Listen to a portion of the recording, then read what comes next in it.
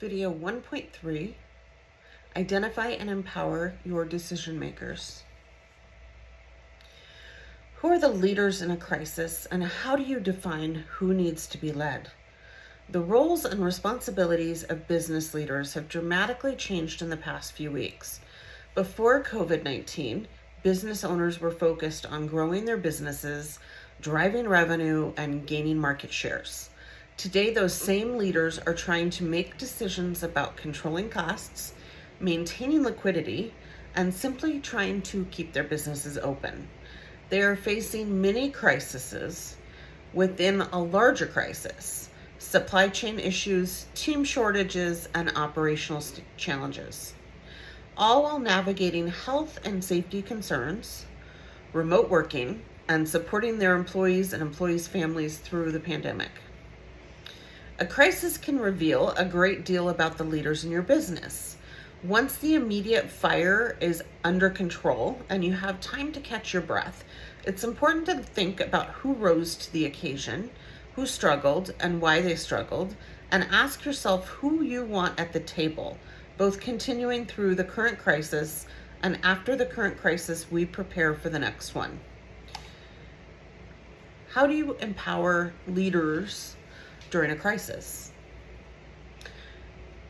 The first thing you want to do is ensure that your leaders are comfortable making a decision during a crisis and that they know how to make decisions that will move the organization past the crisis.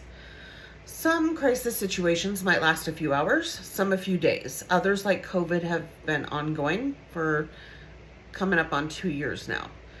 Training your leaders on best practices for making decisions in a crisis situation will help them to feel prepared and empowered to make crucial decisions. Number 1, it's important to stop.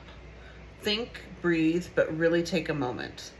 There is always a sense of urgency in any crisis, but a person making large, crucial decisions when they are operating at a frantic pace, making the wrong decision can affect the crisis response in the long run. So it's important to take a few moments, provide space to allow yourself to think clearly, and ensure that the decision is the proper step to take.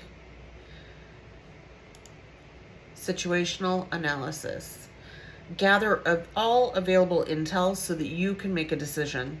Often in a crisis, there is no time to do a full-blown situational analysis, but gathering what you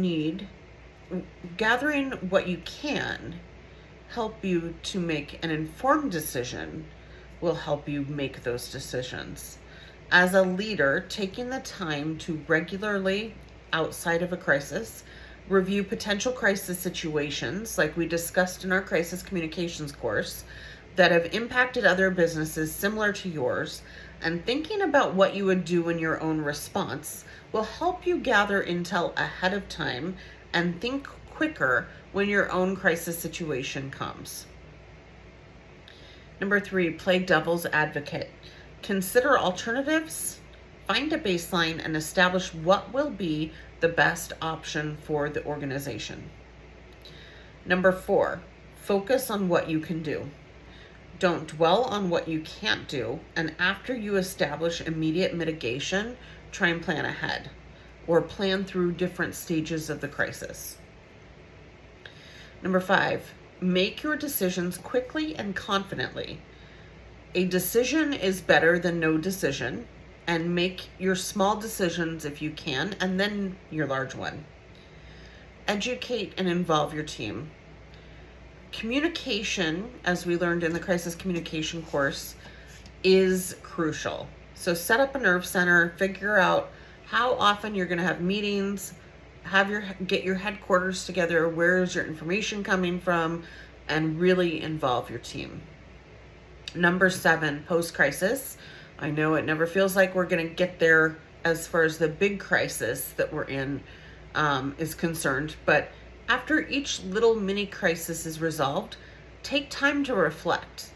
Revise future plans. Write out an operations manual for crisis. Take that crisis communications plan that you wrote for the first class and add to it. Evaluate it, rewrite it, edit it. Make all of your successes and your failures part of your crisis communications plan, and make those notes on what worked, what didn't work, and why it worked or why it didn't work.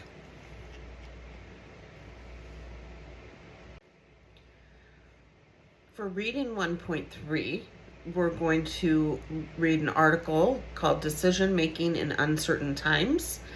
And then activity 1.3, identify and empower leaders in your business and yourself.